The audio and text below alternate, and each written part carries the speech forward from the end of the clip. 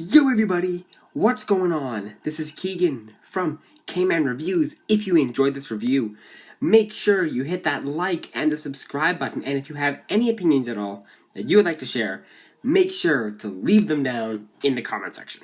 Robert Earl Keen, Walking Distance. Robert Earl Keen is an American folk Americana singer, songwriter, someone who I had been completely in the dark with as of recently. But thanks to a viewer suggestion, I get the honor of tackling his 6th studio album, Walking Distance, released in 1998. Always looking forward to tackling older music, especially the stuff I'm unfamiliar with, so let's just dive right in. What are my thoughts on Walking Distance? Let's find out as I review it track by track. We will start with the singles, with there only being one of them. The first being the opener, Down That Dusty Trail, which honestly is just a very effective country song. Certainly blends in well for this time period, as it's got the sheen and polish that most modern country has today, but with the twang, integrity, and homeliness of that good old classic country.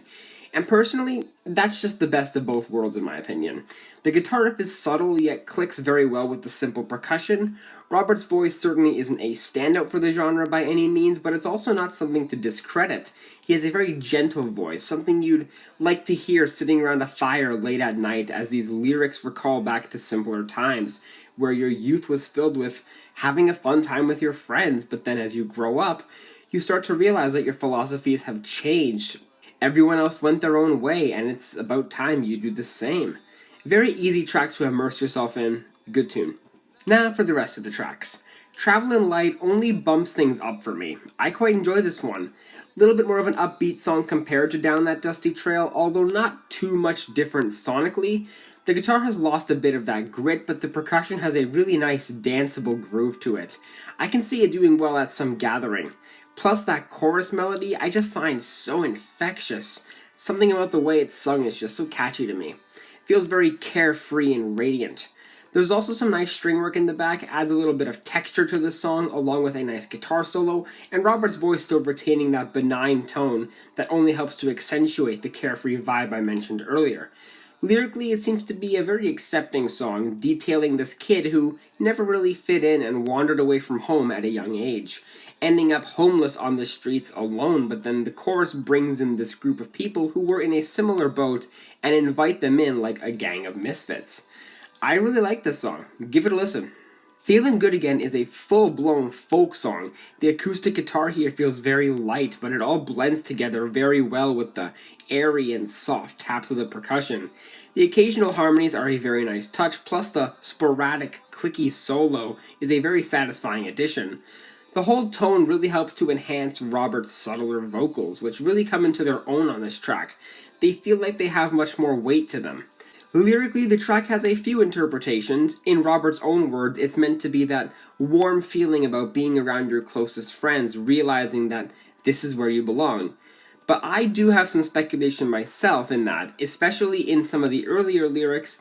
This may actually be a track about entering heaven and that idealistic life, entering this utopia after your passing. But I don't know, maybe I'm just looking into it too much. The track is still great. That Buckin' song, which actually was a post-release single, and I'm kind of baffled as to why. Let's start with these lyrics because, my god, it comes off like this joke song, using the word buck in place of fuck, and incorporating it into this tale of this horse who could really buck, and he takes her to the rodeo and everything. It tries to come off so funny, but the problem is here is there is absolutely zero push to actually make it funny. Robert's vocals are completely stone-faced, even singing the yippee-ki-yay moments like that.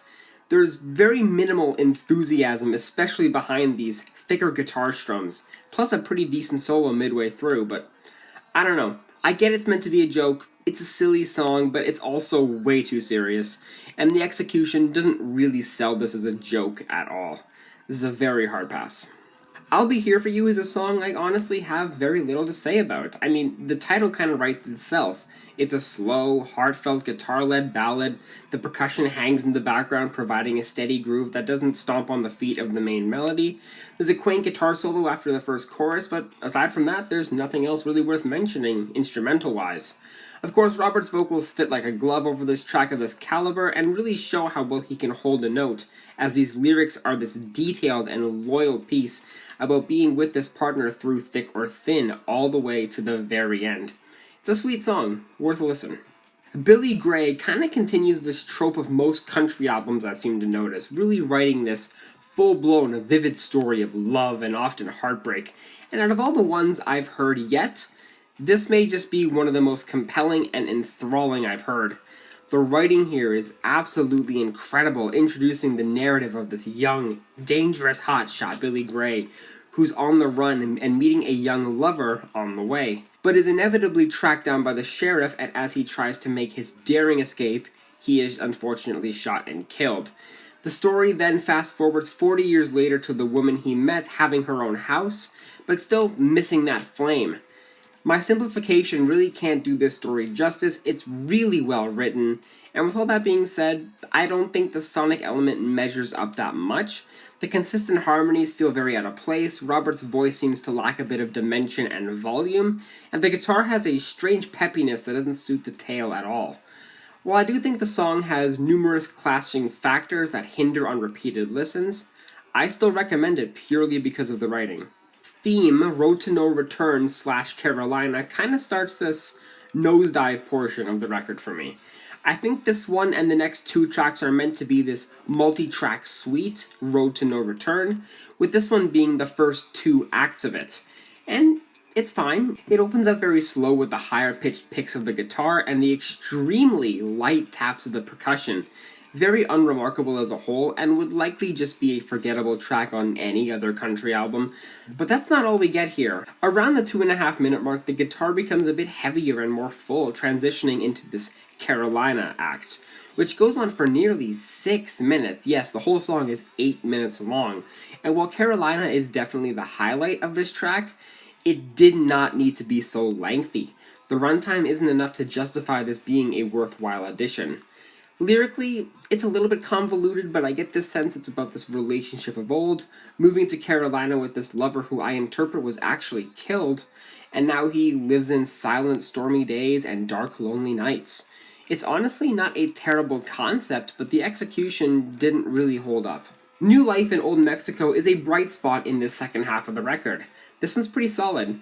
It starts off yet again very slow, down to earth with a gentle guitar, but then the instrumental amps up with a much quicker, rock-oriented strumming, and Robert's vocals coming off more lively and energetic in the process. Plus that percussion is easily the punchiest and most fun it's been on the entire album, and it carries that vibe all throughout the song.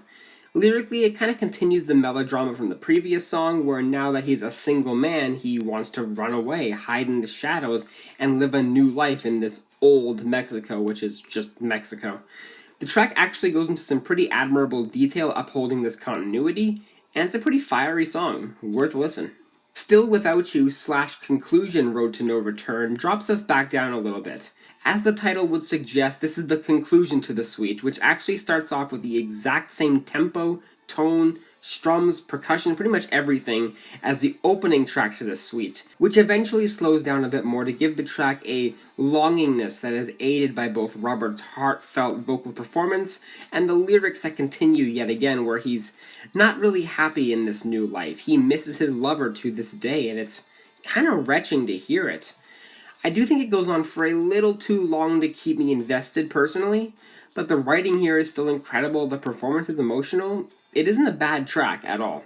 Silent Track is just that, a silent track. It goes on for a minute straight of pure nothing, and it makes me wonder why this was an inclusion. Sure, I understand why nowadays an artist would have done silent tracks in memoriam for a friend, colleague, fellow musician who passed, but I couldn't find any evidence to back up that theory here, so this just completely puzzles me as to why it was included. And finally, the closer, Happy Holidays Y'all, is a Christmas song. An original Christmas song. A 9-minute original Christmas song. Sure, not all of that 9 minutes gets utilized, but we will touch on that shortly. Instrumentally, the tune is surprisingly scant. The plucking of the guitar and the drums kind of sound like a marching band that forgot where the parade was actually meant to go. Robert's vocals are pretty clean, inoffensive even, for about the first 3.5 minutes. Then we get even more silence, this time for about 2 whole minutes, before the tune suddenly rises out of its grave with a bit of a drunken folly. And yes, I do mean that literally. Robert's vocals now sound like he's completely hammered, repeating the song word for a second time for some reason, with intoxicated laughter and even the instrumental getting completely out of sync at times. This is just such a weird closing moment to this album. It doesn't add anything. Sure, maybe the first 3 minutes would have been a nice novelty, but when the drunk dad comes in to sing open mic karaoke, I think it's about time to leave. Overall, this was a very unique record. Diving in for the first time and taking in the first 4, maybe 5 tracks, I thought it was just going to be another standard country album. But after the mixed experiments in the latter half, I was genuinely kind of amazed. I can't recommend too terribly much of this. Not much of it genuinely stands out or leaves a lasting impact, but the tracks that are great are definitely worth some attention, and a lot of it is propelled by the songwriting and Robert's mostly warm, intimate, and comforting delivery. I think what really dug this album into a hole is the crushing length, and not just the record as a whole. Some of these songs definitely feel like a long time, especially on the second half. As a whole, though, not an incredible record, but not a train wreck by any means. I'm feeling about a 6 out of 10 on this album. Well, guys, hope you enjoyed that review. Thank you all so much for watching, and I will see you in the next one. Peace.